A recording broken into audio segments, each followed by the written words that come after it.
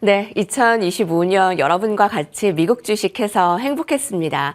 미국 주식의 영원한 멘토 이항영 위원님과 오늘 특집으로 준비를 했는데요. 투자자들의 고민에 있어서 선택에 있어서 고민이 있으셨다면 아마 많은 도움이 오래 되셨을 겁니다. 이항영 위원님 직접 만나볼게요. 안녕하십니까? 네, 안녕하세요. 네, 아직 뉴욕 증시는 한 이틀 남았는데 올해는 어떠셨어요? 한마디로 올해 주시장은 우려했던 부분도 있었지만 결국은 좀 긍정적인 시각을 갖고 왔던 사람들이 나름대로 큰 수익을 났던 한 해가 아닌가 싶습니다. 결론적으로 보면 두 자릿수의 상승이 3년 연속까지 좀 이어졌고요. 물론 내년에 대한 전망은 여전히 긍정적이지만 일단 최소한 확인된 것까지만 보면 이틀은 남긴 남았지만 두 자릿수의 상승이 3년 연속 됐다는 가장 큰 의미가 있다라고 일단 간단히 먼저 정리할 수 있겠습니다. 네, 의미 있는 두 자릿수의 이제 수익률로 긍정적인 시각을 가지신 분들이 조금 더 수익을 많이 챙긴 한 해였습니다.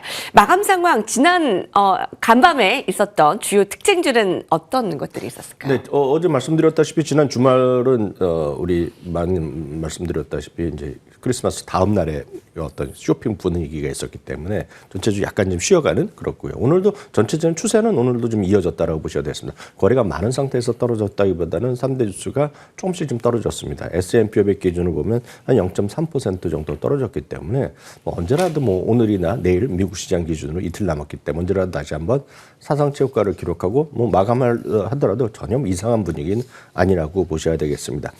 빅테크도 대부분이 오늘 상대적으로 좀 떨어지는 모습이었고요. 흔히 해서 빅테크 중에서 강보합 조금이라도 올라간 것은 알파벳 정도 그리고 애플 정도가 소폭 조금 좀 진정되는 모습이었고 대부분 좀 약한 모습을 보여줬다라고 보셔야 되겠습니다. 여러분 화면에 보이다시피 전체적으로 보면 이제 좀 떨어진 것들이 많은데요. 좀 구분을 해보면 성장주 대비 가치주가 선방했습니다. 성장주는 오늘 전체적으로 한 0.6% 정도 하락했고요. 가치주는 0.15% 정도 오늘 상대적으로 좀 쉬어가는 모습. 그렇기 때문에 최근에 한 달 정도 보면 가치주의 선방, 성장주는 조금 좀 등락이 있었지만 결국은 조금 약한 모습을 보이는 거지. 그래서 이런 것들이 아마 내년에도 이어지지 않을까라는 생각을 할 수 있겠고요. 또 하나의 특징은 최근 들어서 저희가 은혜 가격의 폭등을 많이 말씀드렸습니다. 그래서 은혜에 대해서 어떻게 대해서 판단하느냐 질문을 많이 하는데요. 어떤 금과 달리 은은 기본적으로 생산량이 상당히 좀 탄력적으로 많이 나올 수 있다는 것이 핵심입니다. 그래서 산업재해 수요도 있지만 금과 은의 가장 큰 차이를 제가 하나 말씀드리면 물론 은도 은 장식품을 많이 쓰지 않습니까? 그렇지만 극히 일부를 제외하고는요. 은은 어떤 자산 가치를 해서 이렇게 은을 집에 모아두거나 금고에 은을 쌓아두는 사람은 네. 은 별로 없거든요. 그래서 그 부분이 약간 차이가 있다라는 보셔야 될 거예요. 전통적으로 은은 금보다 좀 변동성이 큰 것이 사실입니다. 트다는 것은 단기적으로 올라갈 수도 있지만 단기적으로 떨어질 수도 있고 산업용 수요가 있다고 그러지만 제 입장에서 말씀드리면 은은 산업용 수요가 없던 적이 없습니다. 모든 웬만한 사람이 들어가는 거기 때문에 은과 금은 좀 구분이 다른데 최근에는 그 은이 상당히 좀 투기적으로 올랐고 오늘 8, 9%까지 장중에 떨어졌었는데요. 지난주였나요? 10%가 올라간 적이 있었거든요. 네. 금은 그렇지 않거든요. 그러니까 그건 여러분들 잘 판단해서 안전자산에서의 금과 약간 투기적인 성격의 은을 같이 이렇게 대비하는 것은 물론 커머더티이기 때문에 같이 분류할 수 있겠지만 제 입장에서 보면 그거는 약간은 좀 넌센스 같은 얘기라고 일단은 정리해 드릴 수 있기 때문에 잘 판단하시면 되겠습니다. 네. 간밤의 주인공은 금과 은이었다. 예, 그동안 올해 한 해 70%, 150% 오르면서 사상 최고치를 나타냈다가 오늘 변동성이 굉장히 심했습니다. 그것을 염두한 투자가 필요로 해 보이고요. 내년에는 미국 증시의 낙관론이 여전히 일색입니다. 정말 그렇게 봐도 되는지 궁금한데 앞서 그런 통계가 분석이 있었더라고요. 올해도 작년에도 야대니가 가장 잘 맞췄다. 예, 합니다. 근데 S&P 500 지수의 그 목표를 7,000 정도로 봤는데 지금 마감 기준으로 6,910 정도 봤을 때 가장 잘 맞췄고 내년에는 또 어떻게 볼 수 있을까 한번 정리를 해볼까요? 네, 일단 전체적으로 지난주뿐만 아니라 최근 12월 들어서는 이제 여러 IB들의 의견은 계속해서 나올 때마다 주요 IB 위주로 말씀드렸는데요. 기본적으로 내년에도 시장에 대한 전망 자체는 긍정적인 분들이 다수가 있다라고 보셔야 되겠습니다. 요 차트는 지난주 한 수요일에도 한번 보여드렸던 차트가 되겠는데요. 한 14군데 정도의 투자 의견을 보여줬고 여기는 대부분 이제 흔히 얘기해서 주요 IB들 뿐만 아니라 두 군데의 독립 리서치 예를 들어서 여기 보면 이제 펀드 스트레트 들어가고요. 그리고 제일 아래 있는 CFRA 같은 경우에는 참고적으로 아시면 되겠지만 월가 최대 규모의 독립 리서치 기관이라고 일단 보시면 되겠는데요. 이들의 평균적인 목표치가 7,628포인트, 미디안 값이 7,650입니다. 그래서 얼추 7,600 언저리가 되겠는데요. 이거는 얼추 지금보다 10%가 좀 넘죠. 지금 6,900이니까 뭐 10%, 12% 정도 되는데 만약 이렇게 된다 그러면 세 군데 3년을 넘어서 4년째도 일단 주가는 강했다라고 일단 이해하실 수 있겠습니다. 다만 저희가 이제 기회가 있을 때마다 통계를 자주 말씀드리는데요. 3년 연속으로 이렇게 10% 이상 두 자릿수 상승한 다음에 그 다음에 4년 차도 궁금하시잖아요. 네. 근데 그건 그냥 상식적으로 이제 뭐 그렇게 된다는 건 아니죠. 통계라는 것이. 그렇지만 4년 차에 3년 연속 10% 상승하니 그 다음에 4년 차는 상승률이 뚝 떨어져서 한 4.8% 정도 나왔습니다. 내년이 딱 4년 차잖아요. 강 회장의 4년 차. 예, 그건 통계일 뿐입니다. 통계일 뿐이지만 하여튼 그런 것도 있었다. 그래서 너무 숨차게 달린 건 분명하거든요. 미국 역사적으로 보면 9.5에서 10%인데 그보다 상당히 더 많이 올라갔기 때문에 3년 동안 이렇게 여러분들이 등산을 막 속도 내다 하면 지치면 쉬는 거 아닙니까? 딱 그런 느낌 정도로 좀 여유를 갖고 보셔야 되겠고 이렇게 가면 좋지만 안 가더라도 괜찮다라는 정도. 뭐 더 올라가면 고맙겠죠. 그러니까 그런 느낌으로 이해하시면 좋겠습니다. 그러면 도대체 왜 이들이 전반적으로 보면 긍정적 시각을 많이 보느냐에 대해서 세 가지 기본적인 시각이 있어야 되겠는데요. One Big Beautiful Bill이라고 트럼프 대통령 매번 강조하는 거죠. 미국을 정말 위대하게 아름답게 만들겠다. 네. 그러니까 본격적인 이제 정책적 효과가 이제 내년부터 나온다는 것이 이제 큰 효과가 되겠고요. 두 번째는 연준의 이제 금리 인하 속도죠. 물론 지금까지 보면 한 번 정도 한다고 월가의 점도표에서 연준 위원은 얘기하고 있지만 이걸 믿는 사람이 없거든요. 그러니까 기본적으로 보면 추가적으로 금리가 두 차례 내지 세 차례 정도 있을 것이라는 얘기를 하고 있고요. 세 번째는 펀더멘탈리 보면 AI의 사례가 전반적으로 확산되는 거죠. 바로 이분이 야데니가 직접 얘기했던 거죠. 이제 빅테크 일부가 아니라 모든 사람이 영향을 거치면서 빅테크 비중을 줄이고 상대적으로 모든 사람에게 AI 영향을 미친다. 그래서 AI를 통해서 내년에는 월가 S&P 500의 전체적으로 0.5%, 후년에는 1.7% 정도 이익의 증가 효과가 바로 AI를 통해서 나온다는 얘기를 하고 있거든요. 그만큼 AI가 확산되면서 이익의 증가를 가져오고 있고 이익의 증가와 금리의 인하 그것은 결국 주가 상승 요인. 앞서 야데니가 뭐 주가 2년 연속 제일 잘 맞췄다 했지만 야데니가 하는 건 딱 하나밖에 없습니다. 이익에 대한 판단을 하는 거고 금리에 대한 판단 그거 외에는 없거든요. 거기에는 뭐 투자 마인드 이런 거 없습니다. 수요 공급 이런 거 없습니다. 테마 없거든요. 딱 그거에 대한 기본이라고 보셔야 되겠고요. 분명히 이게 100% 좋은 것만 있는 거 아니죠. 약간 보수로 볼 수 있는 것은 역시 앞선 코너에도 잠시 나왔지만 미국의 중간 선거에 있던 해에 약간 불확실성이 커졌다는 그런 경험치가 있을 것이고요. 한편에서는 좋은 얘기죠. AI 때문에 효율성이 좋아지지만 그중에서도 좋은 일자리의 일부 이런 것들 특히 이제 서브 컴퓨터 사이언스 이런 쪽에서 보면 일자리가 많이 줄어들고 있는 건 사실이거든요. 그러다 보면 노동시장에 미스가 날 수 있고 네. 노동시장에 약간 미스가 나면 소비가 좀 위축될 수 있다는 거죠. 이러다 보면 전체를 약간 마이너스 요인일 수 있겠고요.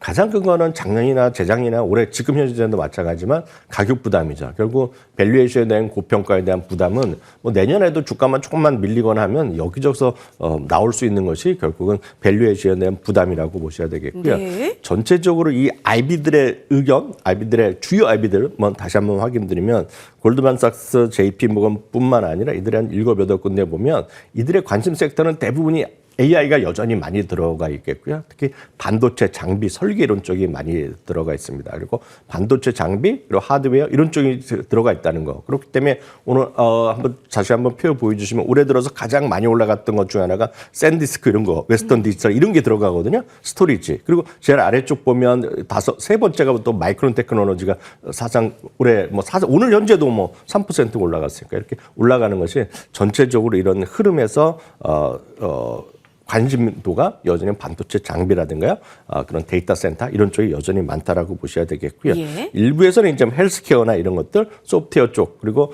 전체적으로 흐름 보면은 하드웨어보다는 소프트웨어 쪽에 대한 관심이 많이 증가하고 있고 네. 그런 관점에서 몇몇 회사들을 여러 IB를 소개해드렸는데 그런 것들이 일반적인 추세다라고 일단 이해하시면 좋을 것 같습니다. AI 쪽은 이제 올해보다 내년이 하드웨어 쪽보다 소프트웨어 쪽이 더 강조되고 있군요. 이학년 위원님도 몇 번 말씀해 주셨고요. 네, 맞습니다. 소프트웨어 쪽에 이 올해 워낙 재미없었거든요.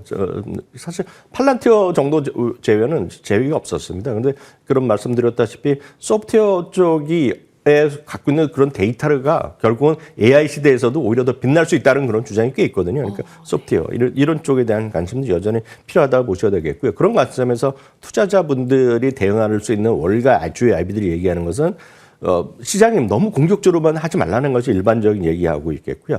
그러면서 선별적인 대응하라. 그리고 일부에서는 너무 레버리지 일으키지 말고 오히려 주가가 이렇게 긍정적인 시각에서 혹시라도 훅 떨어지는 구간이 올해도 한 2차례 정도 있었는데 내년에도 뭐 2-3차례 있겠죠. 그럴 때는 오히려 적극적으로 바이 더 딥하라 그런 시각이 있겠고요. 전체적으로 보면 시장에 대한 긍정적인 시각은 여전하다. 다만 말씀드렸다시피 너무 무리해서 레버리지 일으키는 것은 내년에는 오히려 금물일 수 있다. 말씀드렸다시피 큰 틀에서는 3년 연속 2자릿수 상승 이후에 그 다음 한 해는 약간 속도가 좀 줄어들었다. 그렇게 이해하시면 되겠습니다. 예.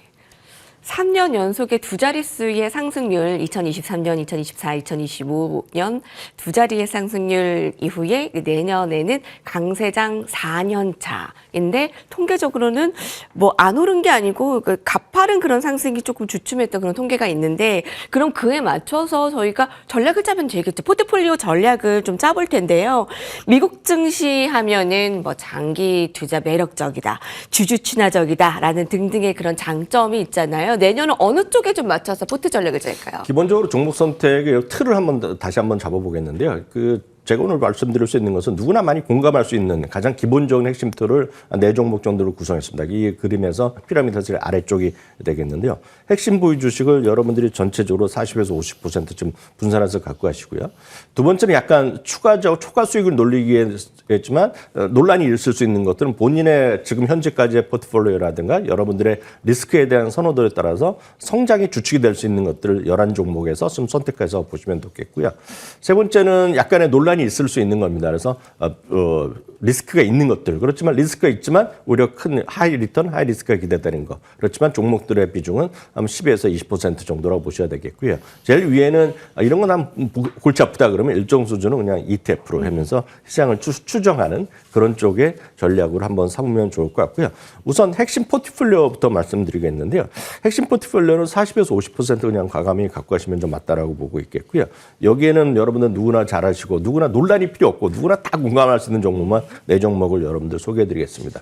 첫 번째는 역시 마이크로소프트가 되겠고요. 클라우드라든가 AI 시장의 어떤 결합 뭐 이런 것들 잘 이해가 되실 것 같고요. 네. 엔비디아는 AI 시장의 필수적인 인프라라고 보셔야 되겠고요. 이제는 강력한 소프트웨어 해자까지 갖고 있죠. 다음은 구글은 완벽한 현금 창출 능력과 유튜브 그리고 자율주행 등 성장 영역도 충분히 갖고 있고 어제도 잠시 언급드렸다시피 양적 컴퓨팅 시대에서도 한몫하고 있다는 거. 그리고 네 번째는 결국은 모든 사람들의 결제 그리고 현금은 갈수록 쓰는 사람이 적어지는 시장. 결국은 일부에서는 전부 다 비트코인이나 이런 가상화폐로 바꾼다 하지만 거기에 갈 수 있는 그런 도구 자체도 비자가 다 제공하고 있다는 측면에서 보면 마이크로소프트, 엔비디아, 구글 비자 이런 건 네. 논란이 필요 없고 이런 것들이 일정 수준 갖고 가는 것은 맞다라고 이거 뭐 4종목 다 갖고 가시는 게 맞다라는 생각 다시 한번 전해드립니다. 핵심 4가지. 그러니까 심장이라고 할 수 있죠. 네네. 네, 가장 그 피라미드에서 가장 주축이 되는 그 4종목 마이크로소프트, 엔비디아, 구글, 비자. 자, 그럼 그 다음에 성장 주축은요? 그다음에 이제 성장의 주축은 몇 가지 구분을 해서 말씀드리겠습니다. 여기는 선택적으로 하시면 될 것 같고요. 선택적. 논란이 있을 수 있습니다. 예를 들어서 모빌리티나 AI 쪽으로 같이 하는 건 역시 테슬라가 되겠는데요. 테슬라는 이 방송을 보신 분 중에서도 제 생각하기에 70% 정도는 선호하지만 20-30% 정도는 저 말도 안 된다는 분도 계시거든요. 그런 분들이 논란이 있기 때문에 그런 것들은 이제 테슬라를 여기에 포함시켰고요. 다음은 이제 아마존과 메타인데요. 아마존은 이제 저는 이제 늘 말씀드리지만 해외에서 이 방송을 보시는 분은 뭐 머스트헤브 주식이 맞겠지만 한국에서 이렇게 보시는 분들의 입장에서 보면 아마존의 고객이 별로 없거든요. 그래서 이해도가 떨어지고 그렇기 때문에 아마존은 그런 여기 선택적으로 놨겠고요. 애플도 마찬가지입니다. 좋은 주식 저도 알고 여러분도 알지만 삼성 갤럭시만 계속 쓰시는 분들은 주가가 흔들거릴 때 재미가 없거든요. 그래서 그런 관점에서 애플을 여기 넣었고요. 그다음 메타도 마찬가지입니다. 젊은 분들 위주로는 메타에도 좋겠다 이렇게 말씀드립니다. 다음은 금융과 산업 섹터에서는 여기서는 종목을 몇 개 좀 선택해 봤는데요. 금융업종을 여러분들 꼭 좀 갖고 가시면 좋겠다고 생각합니다. 그래서 오늘 전체적으로 금융업종들 한두 개 넣었는데요. 그래서 골드만삭스가 되겠고요. 산업용 쪽에서는 두 가지를 일단 생각해 봤습니다. GE 에어로스페이스랑요.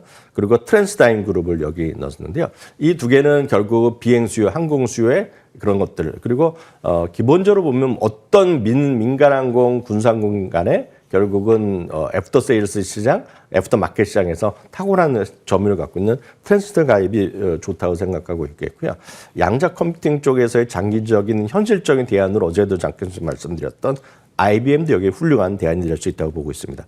한편 그 빅데이터라든가 유통시장에서 약간 분리해 본 것은 역시 여러분들의 선호도가 약간 차이가 극명하게 날 수밖에 없는 거죠. 다만 지금은 밸류에이션을 보면 오히려 테슬라보다 싼 겁니다. 그래서 팔란티어.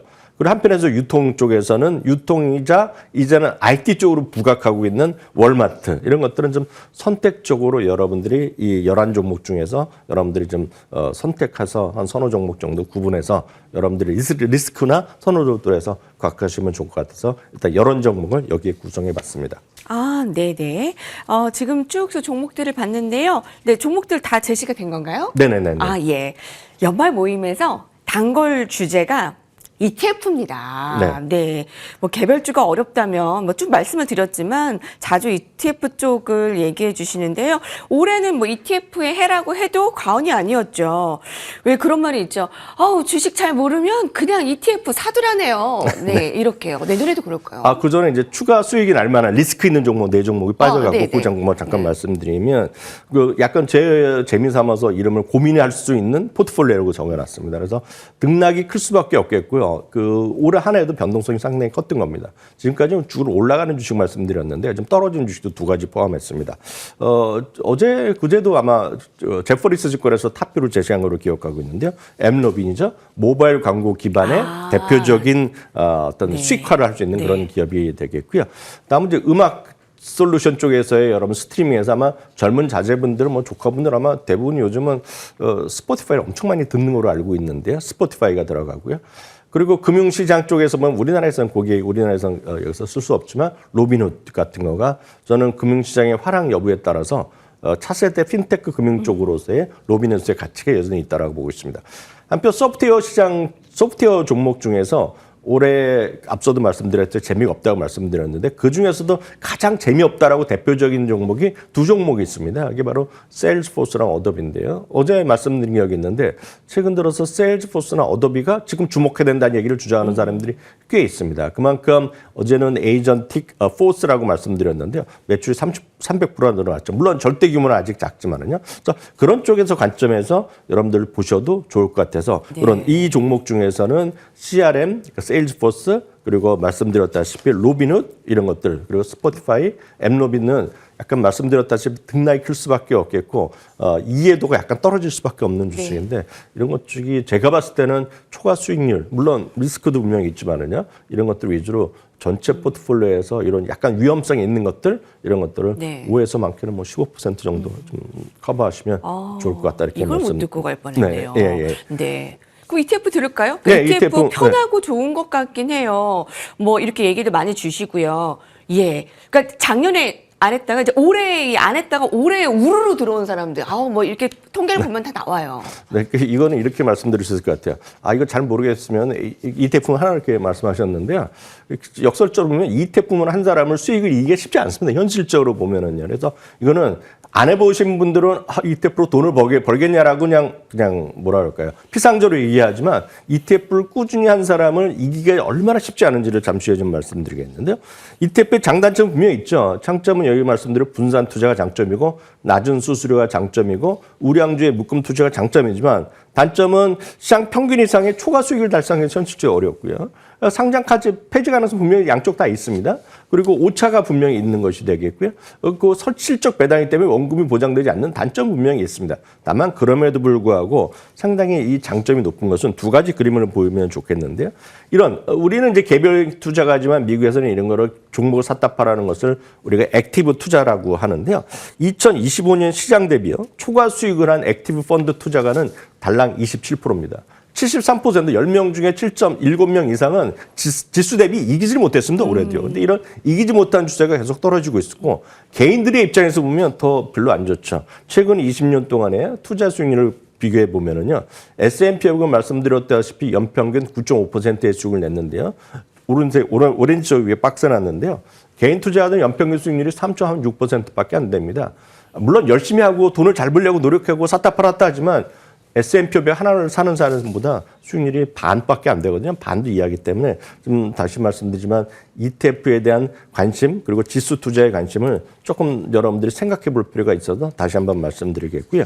시장 대표적인 지수 투자 5개만 먼저 말씀드리겠습니다. 첫 번째는 S&P 500을 추정하는 겁니다. SPYM이 아마 가장 여러분들이 하기가 쉽겠고 이거는 국내 상장된 것도 많이 있습니다. 잘 아시다시피요. 다음은 나스닥 100을 추종하는 것이 QQQM입니다. 미니형이죠. 네. QQQM입니다. 똑같습니다. 다음은 저는 이제 좀 젊으신 분들이나 자제분들한테 가장 이게 맞을 거라고 보고 있는데요. 확장형 IT라고 그래갖고요. 이거는 섹터 구분 없이 여러분들이 흔히 얘기하는 IT라고 분류되는 것들이 여기 다 들어가기 때문에 아마 이거 한번 사두시면 괜찮을 것 같겠고요. 말씀드렸다시피 하드웨어를 조금 중심으로 많이 갖고 계신 분들은 소프트웨어를 보셔야 되거든요. 그래서 소프트웨어 중심으로 하는 것이 IGV라는 ETF가 있습니다. 여러 번 확인드렸는데 IGV ETF 주가는 오늘 가격 107달러 정도 된다라고 보셔야 되겠고요. 다음은 이제 여러분들 이런 것 중에서 집중해 갖고 세상을 바꾸는 엄청난 새로운 어떤 브레이크스루한 세상을 끌고 나고 세상에 어떤 빛을 발하면서 혁신을 이루는 것들 6가지 테마를 모아놓은 ETF가 테크B라는 ETF가 있습니다. 테크B. 테크의 브레이크스루의 B라는 단어가 들어가는데요. 여기 들어간 주식들이 다 한결같이 훌륭하거든요. 그래서 이런 것도 주가는 61달러 수준이기 때문에 이런 거 한번 갖고 가시면 좋을 것 같네요.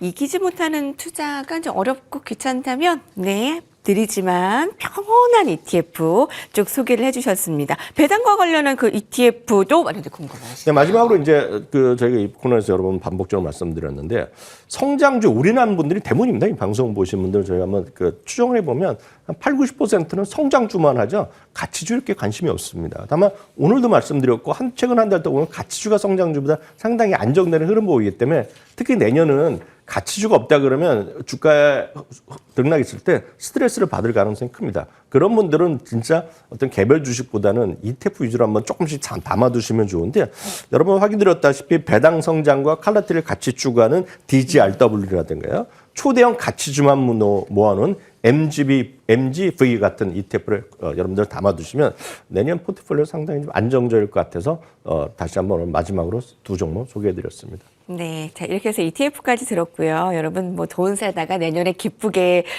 계속 맞이하세요라는 얘기와 함께 이항영의 월가이드 오늘 특집으로 함께 해봤습니다. 감사합니다. 네, 오늘 국내 증시에 반영될 한국 지수도 같이 살펴보도록 할까요? 어제 이제 코스피 코스닥이 아주 강한 상승을 나타내면서 SK하이닉스와 삼성전자의 날이었는데 지금 코르가 8%의 급등, 야간 선물 플러스 EWI 모두 다 플러스입니다. 네, 오늘도 힘내시고요. 네, 함께해 주신 여러분 고맙습니다.